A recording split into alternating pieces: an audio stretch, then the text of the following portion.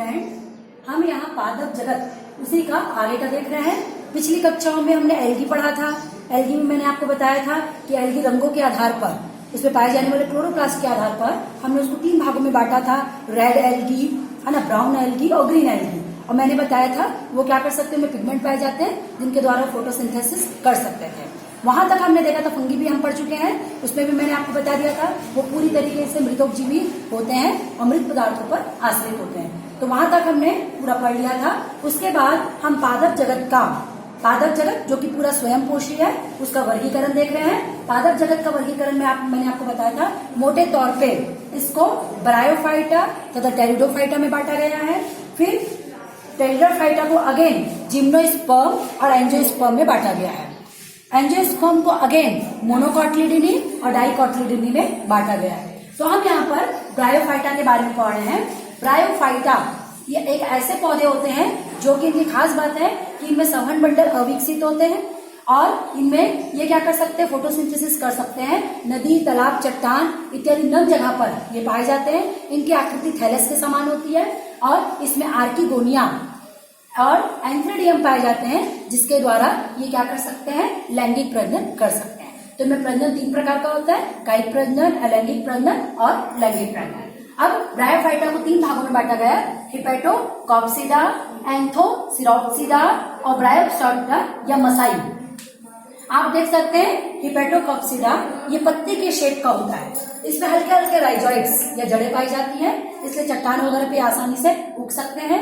इसमें जो भी निषेचन है वो पानी के द्वारा होता है। इसमें जो मादा जननांग है वो अपनी जगह पर व्यवस्थित रहती है, परंतु नर जननांग अर्थात एंथ्रेडियम ये क्या करता है, पानी के द्वारा तैर करके आता है, निषेचित करता है और आर्किगोनिया के अंदर ही इसमें निषेचन की प्रक्रिया संपन्न होती है और जायगोट का फॉर्मेशन होता है। उसके बाद हम देख रहे हैं इसकी जो आकृति होती है पत्ती के समान होती है और ये फोटोसिंथेसिस कर सकते हैं। एंथोसिरोप्सिडा ये भी पत्ती, जड़ और तने में विभाजित नहीं होते हैं।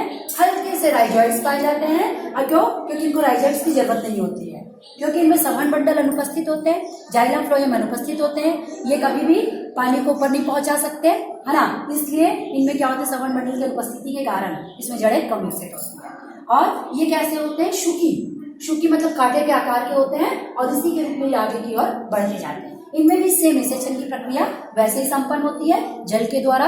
एंथ्रेडियम और आर्किगोनिया पाई जाती है, जिनके द्वारा लैंगिक प्रजनन करते हैं। उसके बाद सबसे ज्यादा विकसित फूल इसमें मसाई फूल है, जो इन दोनों से ज्यादा विकसित है। ये अच्छे से इसमें जड़ें विकसित हो जाती है, पर संवहन मंडल इसमें भी पूरी तरीके से विकसित नहीं हो पाता।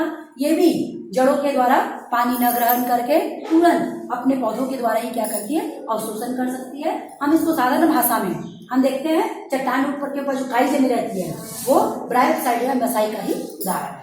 इसमें कैप्सूल पाया जाता है जो जैकेट के अंदर बंद होता है। इसमें जब भी ये मैच्योर हो जाता है, ये फट जाते हैं, इसमें से बहुत छोटे छोटे स्पोर्स वातावरण में क्या हो जाते हैं, रिलीज हो जाते हैं। इलेटर्स नहीं पाए जाते हैं। या आप सोचेंगे इलेटर्स क्या चीज है? इलेटर्स ये होते हैं कि जो भी बीज इसमें से निकलते हैं उसमें छोटे से पंख के समान संरचनाएं पाई जाती है, जिनके द्वारा वो आसानी से उड़कर एक जगह से दूसरी जगह पहुंच जाते हैं। परंतु इसमें इलेटर्स का अभाव होता है, तो ये जहां फटेंगे तुरंत वहीं के वहीं ये गिर जाते हैं और गिर करके अगेन अपनी क्या कर लेते हैं, जड़ें विकसित कर लेते हैं और नया मसाई बना लेते हैं। इसमें पीढ़ी एकांतरण पाया जाता है। पीढ़ी एकांतरण पाया जाता है मतलब एक अलैंगिक प्रजनन होता है और दूसरा लैंगिक प्रजनन होता है। इसलिए इनकी जो पीढ़ी रहती है ना, उसमें क्या रहता है, गुणों की अदला बदली होती है। ठीक है। उसके बाद हम नेक्स्ट फूल देख रहे हैं ट्रैकियोफाइटा। ट्रैकियोफाइटा आपका ब्रायोफाइटा से ज्यादा विकसित है। इसमें जड़ तना विकसित नहीं थे। इसमें जड़ तना की विकास का शुरुआत हो चुकी थी।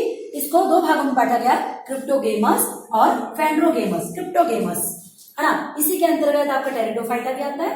क्रिप्टोगेमस ऐसे होते हैं जिसमें फूल विकसित नहीं होते, अर्थात फूल खिलते नहीं है ना। जब फूल नहीं खिलेंगे तो इसमें बीजों का निर्माण भी नहीं होगा और लैंगिक अवस्था इसमें अनुपस्थित होती है। इसमें संवहन मंडल ब्रायोफाइटा की अपेक्षा विकसित होते हैं, परंतु इसके फ्लोएम में सखी कोशिकाओं का अभाव पाया जाता है तथा इसके जाइलम में ट्रैकियाट्स नहीं पाए जाते हैं।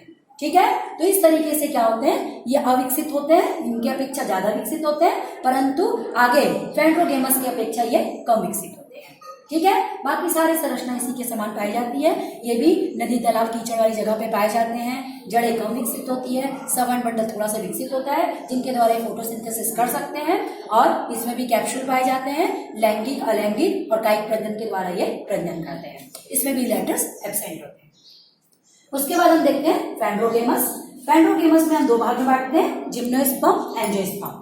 जिम्नोस्पर्म जिसके बीज नग्न होते हैं, अर्थात इसके ऊपर आउटर कोई कवरिंग नहीं पाई जाती है। आप आराम से देख सकते हैं कि आप जामुन खाते हैं, अमरूद खाते हैं, उसके बाद में हम आम खाते हैं, तो हम देखते हैं आम के ऊपर अंदर की ओर एक गुठली पाई जाती है और गुठली के ऊपर बहुत मोटा आवरण पाया जाता है।